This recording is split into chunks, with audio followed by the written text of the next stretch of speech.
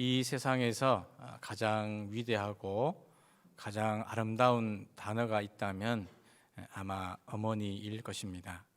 가장 위대하고 가장 아름다운 어머니가 가장 존귀하신 하나님께 자녀를 위해 기도하는 것은 가장 고귀한 기도일 것입니다. 그 고귀한 기도를 먹고 자란 자녀들의 삶은 결코 허튼 인생이 아니라, 실패한 인생이 아니라 하나님이 이끄시고 축복하시는 성공의 인생이요 형통의 인생이 될 줄로 믿습니다. 우리 어머니들의 기도로 말미암아 우리 자녀들의 앞날과 또 미래와 장래가 더 풍성해지고 더 충만해지는 그런 놀라운 은혜가 임할 수 있기를 주님의 이름으로 간절히 축원을 드립니다. 우리 믿음의 성도들의 정체성은 하늘에 속한 사람들입니다. 그럼에도 우리는 여전히 이 세상 속에서, 죄악이 많은 이 세상 속에서 살아가고 있습니다. 성경에서 애굽이나 바벨론은 죄악이 많은 이 세상을 상징하는 단어로 흔히 사용이 되어집니다. 사랑과 은혜, 평화와 축복이 있는 하늘나라의 대조적으로 이 세상에는 죄악이 있고 사단 마귀가 자신들의 권세로 사람들을 유혹하고 미혹하는 곳이 바로 이 세상입니다. 요한계시록 17장 5절의 말씀을 제가 한번 읽어드리겠습니다. 그의 이마에 이름이 기록되었으니 비밀이라 큰 바벨론이라 땅의 음녀들과 가증한 것들의 어미라 하였더라. 아멘. 즉 바벨론을 가리켜서 이 세상을 상징하는 그런 단어로 사용했음을 볼 수 있습니다. 구약시대 바벨론의 포로로 끌려간 이스라엘 백성들이나 오늘날 이 세상 속에서 여전히 죄악이 있는 이 세상 속에서 살아가는 우리 믿음의 성도들은 비록 하늘에 속한 자이지만 여전히 죄악이 많은 애국과도 같고 바벨론과 같은 이 세상 속에서 살아가고 있습니다. 그러다 보니 우리가 이 땅에 살아가다 보니 때로는 힘들고 때로는 두렵고 때로는 낙심될 때가 많이 있습니다. 그러한 하나님의 백성들에게 하나님은 이사야 51장의 말씀을 통하여서 위로와 격려를 주시고 또 새 힘과 용기를 주시고 있습니다. 오늘의 본문을 보면 9절 말씀을 보면 이사야가 하나님을 향하여 여호와의 팔이여 깨소서 깨소서 그렇게 기도를 하는 것으로 시작을 하고 있습니다. 여호와의 팔이여 깨소서 깨소서 이렇게 이사야가 두 번이나 하나님을 향하여 반복적으로 간구했다는 것은 그만큼 하나님께 대한 간절한 호소요 간절한 기도일 것입니다. 여호와의 팔은 흔히 하나님의 힘, 하나님의 권능, 하나님의 능력을 상징할 때 사용되는 단어입니다. 그런데 이사야가 그 하나님의 팔이 깨어주시도록 깨어나시도록 그렇게 간절히 호소하고 간구하고 있습니다. 여기서 깨어나다는 이 말은 하나님께서 깊은 잠을 주무시고 계시기 때문에 하나님을 그 깊은 잠으로부터 깨우는 그런 의미가 아닙니다. 시편 121편 4절의 말씀을 보면 하나님은 졸지도 아니하시고 주무시지도 아니하시면서 언제나 우리를 지키시고 보호하고 계십니다. 여기서 깨어난다는 이 말의 의미는 옛날 하나님께서 행하셨던 그 놀라운 능력, 그 놀라운 권능, 그 놀라운 역사를 다시금 오늘 이루어 주시기를 간구하는 그런 기도요 바람이라고 할 수 있겠습니다. 여호와의 팔이여 깨소서 깨소서 하나님의 능력을 구하고 하나님의 권능을 구하고 하나님의 은혜를 구하는 사람들에게 하나님은 반드시 응답하시고 또 위로와 새 힘과 용기를 더하여 주시는 줄로 믿습니다. 그렇다면 오늘 말씀을 통하여서 여호와의 팔이여 깨소서 깨소서 기도하는 우리 모든 믿음의 성도들에게 주시는 하나님의 위로와 용기의 말씀이 무엇인지 오늘 본문을 통해서 함께 은혜를 나누고자 합니다. 첫 번째로 우리가 여호와의 팔이여 깨소서 깨소서라고 하나님을 향하여 간절히 기도하고 간구하면 하나님은 절망의 바다 한가운데서도 길을 내어 주십니다. 우리 오늘의 본문 이사야 51장 9절 10절의 말씀을 다시 한번 같이 읽도록 하겠습니다. 여호와의 팔이여 깨소서 깨소서 능력을 베푸소서 옛날 옛시대에 깨신 것 같이 하소서 라합을 점이시고 용을 찌르시니가 어찌 주가 아니시며 바다를 넓고 깊은 물을 말리시고 바다 깊은 곳에 길을 내어 구속받은 자들을 건너가게 하시니가 어찌 주가 아니시니까. 아멘. 여기 9절 말씀에 나오는 옛날 옛시대는 이스라엘 백성들이 애굽을 탈출하던 그 출애굽 시대를 의미합니다. 애굽을 떠난 이스라엘 백성들이 약속의 땅 가나안으로 들어가기 위해서 가장 첫 번째 그리고 가장 크게 만났던 위협과 장애물은 바로 성난 애굽의 군대와 또 이스라엘을 가로막고 있는 홍해였습니다. 그리고 9절 말씀에 나오는 이 라합은 여리고성에 살았던 그 여인, 기생 여인 라합이 아닙니다. 여기서 말하는 이 라합은 고대 근동 지방의 신화에 나오는 바다 괴물로서 혼돈의 세력을 상징할 때 이 라합이라는 단어를 사용을 했습니다. 이사야 30장 7절의 말씀을 보면 애굽을 가리켜서 애굽에 앉은 날강에 앉은 라합이라는 그런 표현을 쓰고 있습니다. 그리고 이어서 나오는 용 역시도 바다의 큰 짐승으로서 바다를 지배했던 그런 짐승으로 여겨졌습니다. 그런데 하나님께서 그 바다의 괴물 라합도 점이시고 바다를 지배한다고 여겼던 용도 깨뜨리셨습니다. 홍해 바다를 하나님이 순식간에 가르셨습니다.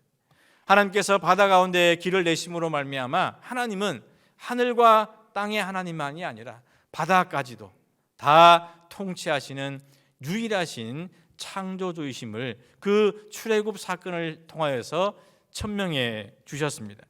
그래서 이사야는 그 옛날 옛시대에 행했던 그 하나님의 놀라운 구원의 역사, 그 하나님의 능력, 그 하나님의 권능을 지금 다시 보여달라, 그렇게 하나님 앞에 간절히 기도하고 있습니다. 건널 수 없던 그 절망의 바다 가운데서 하나님 앞에 간절히 기도하였을 때 하나님께서 그 바다에 길을 내시고 이스라엘 백성들을 구원의 길로 인도해 주셨던 것처럼 지금 바벨론 포로에 끌려와 있는 이 이스라엘 백성들이 절망의 바다 가운데 희망도 소망도 없는 그 삶 가운데 하나님 앞에 간절히 기도할 때 하나님께서 그들에게 바다에 길을 내어주신 것처럼 구원의 길을 내어주시고 축복의 길을 내어주시는 줄로 믿습니다. 우리를 절망의 바다에서부터 구원하여 주시고 소망의 항구로 인도하여 주시는 그 하나님의 능력의 팔이, 권능의 팔이 기도하는 우리 모두에게 나타날 수 있기를 주님의 이름으로 간절히 축원을 드립니다. 두 번째로 우리가 여호와의 팔이여 깨소서 깨소서라고 하나님 앞에 간절히 간구하고 기도하면 하나님은 우리를 두려움으로부터 구원해 주십니다. 우리 오늘의 본문 이사야 51장 12절 그리고 13절의 말씀을 같이 한번 읽도록 하겠습니다. 이르시되 너희를 위로하는 자는 나 곧 나이니라. 너는 어떠한 자에게 죽을 사람을 두려워하며 풀같이 될 사람의 아들을 두려워하느냐. 하늘을 펴고 땅의 기초를 정하고 너를 지은 자 여호와를 어찌하여 잊어버렸느냐. 너를 멸하려고 준비하는 저 학대자의 분노를 어찌하여 항상 종일 두려워하느냐. 학대자의 분노가 어디 있느냐. 아멘.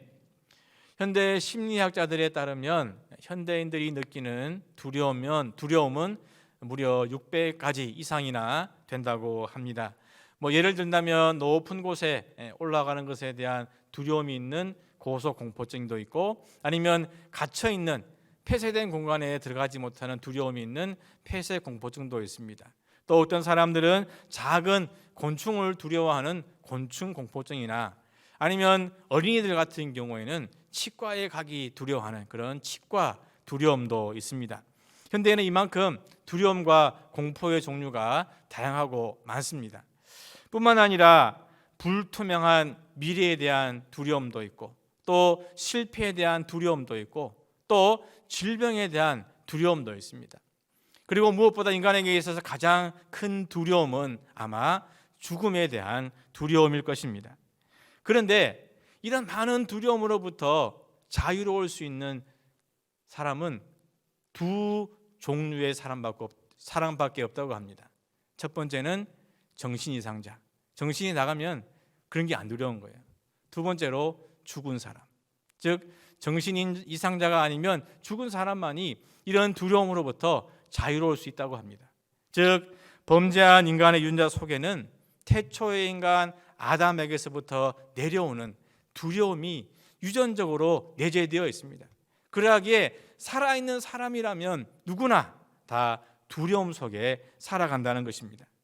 12절 말씀을 보면 너는 어떠한 자이기에 죽을 사람을 두려워하며 풀같이 될 사람을 두려워하느냐라고 하나님이 이사야에게 묻고 있습니다. 이스라엘 백성들은 자신들을 포로로 잡아온 그 바벨론 사람들을 두려워했습니다. 바벨론 사람은 이스라엘 사람보다 더 강했습니다. 더 강했기 때문에 이스라엘을 멸망시켰고 하나님의 성전을 파괴했습니다. 그리고 이스라엘 사람들을 바벨론의 포로로 끌고 왔습니다. 당장 눈에 보이는 바벨론의 힘, 그 사람의 권세 아래 살기 위해서, 죽지 않고 살기 위해서 이스라엘 백성들은 그 사람들을 두려워할 수밖에 없었습니다. 그러나 바벨론 사람들 역시 여느 사람들과 마찬가지로 언젠가는 죽어야 할, 죽을 수밖에 없는 사람들입니다. 풀같이 마르고 시들어버릴 유한한 존재에 불과합니다. 그러나 하나님은 유한하신 분이 아니라 영원하신 분인 줄로 믿습니다. 하늘을 펴고 땅의 기초를 정하고 우리를 창조하신 유일한 주님이 바로 하나님이신 줄로 믿습니다. 만약 우리가 그런 하나님을 망각해 버린다면, 그런 하나님을 우리가 잊어버린다면 우리 역시 그 옛날 바벨론 포로에서 바벨론 사람들을 두려워했던 그 이스라엘 백성들과 마찬가지로 사람을 두려워할 수밖에 없을 것입니다.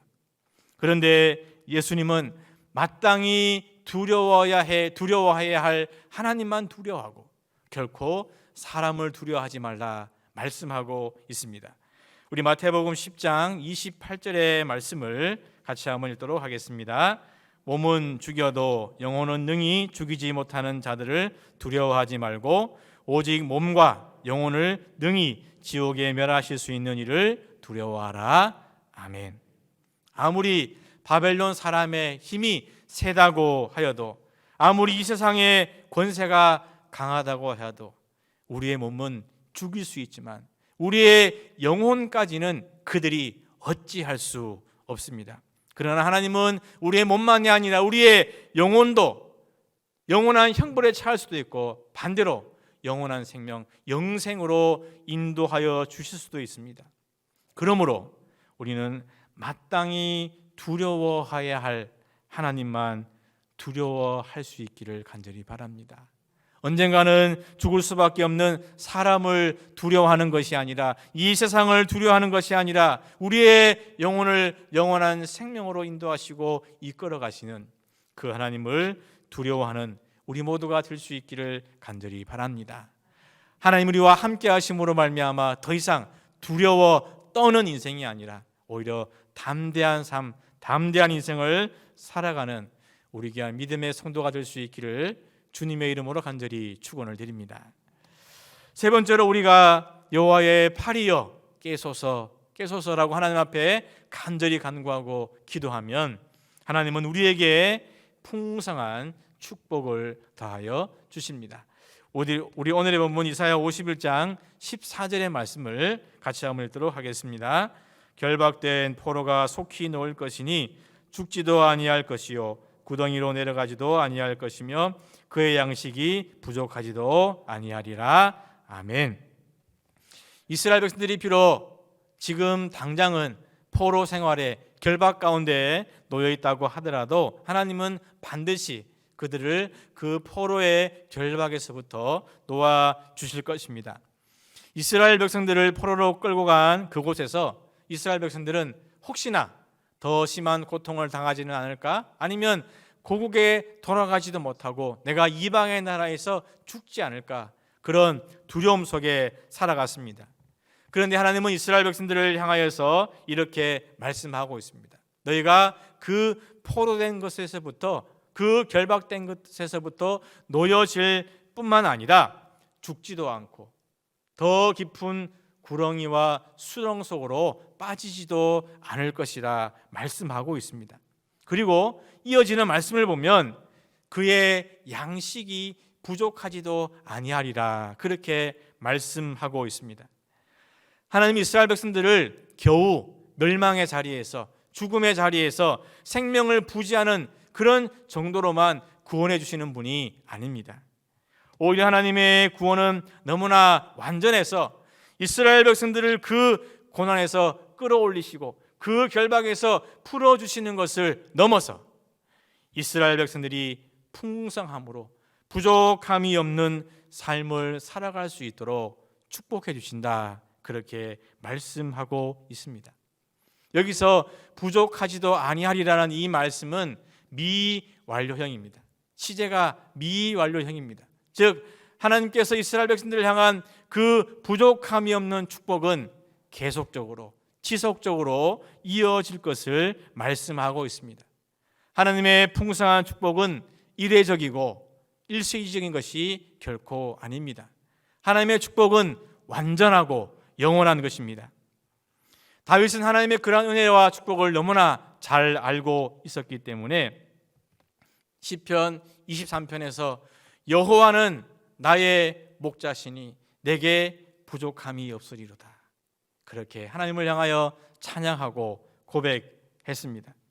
다윗이 왕으로서 모든 권력과 명예와 부를 다 가지고 있었기 때문에 부족함이 없다라고 고백한 것이 아닙니다. 오히려 다윗은 하나님께서 다윗의 목자가 되어 주셨기 때문에 부족함이 없습니다, 그렇게 찬양하며 고백을 했던 것입니다. 예수님은 우리의 믿음의 성도들을 향하여 예수님이 친히 우리 믿음의 성도들의 선한 목자가 되어 주시겠다 말씀하고 있습니다.